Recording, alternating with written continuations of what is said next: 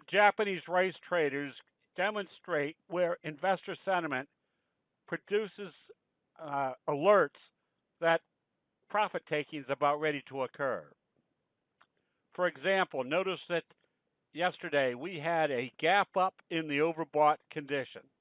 Remember the simple adage that where do most people buy? They buy exuberantly at the top.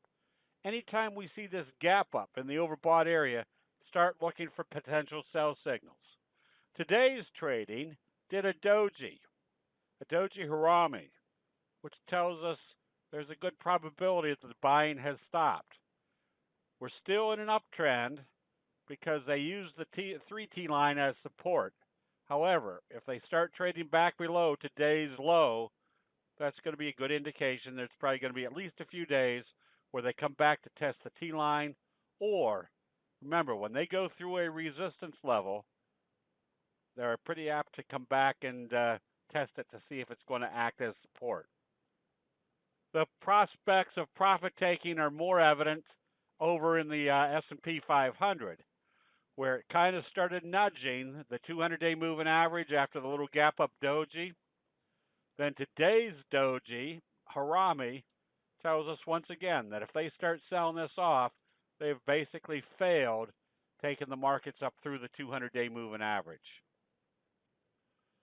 This doesn't deter the candlestick investor from finding very high probability, powerful trades. For example, Texas Instruments. You can see the bobble breakout. Again, a bobble breakout is a failure at a resistance level, usually a pullback to a support level. In this case, the T-line. There was your left-right combo. Today, you had your doji gap up, your best friend, back up through the resistance level. Just the fact that you have a doji gap up, best friend signal, illustrates you're probably going to have more upside. The fact that you are doing it as a bobble breakout also indicates you're going to have a high probability that you'll have more upside. Identifying a bobble breakout as in Monroe, MNRO, look at the big hammer signal, the doji sandwich that went through the resistance level. Now we still have the expected results, a strong uptrend. Candlestick analysis is nothing more than looking at what usually happens in human nature and how the patterns continue to work based upon what a signal and a pattern setup is going to provide for the investor.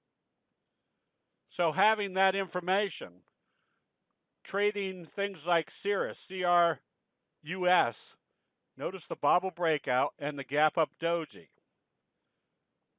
We know what happens after a doji. If it opens positive tomorrow, we can be buying immediately with the expectation of a doji sandwich, which is also getting additional confirmation that you've had a bobble breakout, that more than likely positive trading will move in the direction of how they open it after a doji, and confirming that this bobble breakout now makes for the prospects of another wave of this magnitude.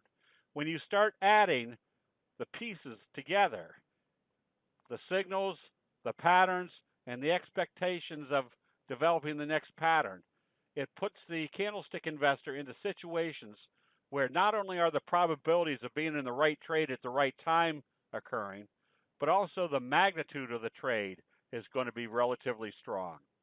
That'll be it. We'll see you in the chat rooms.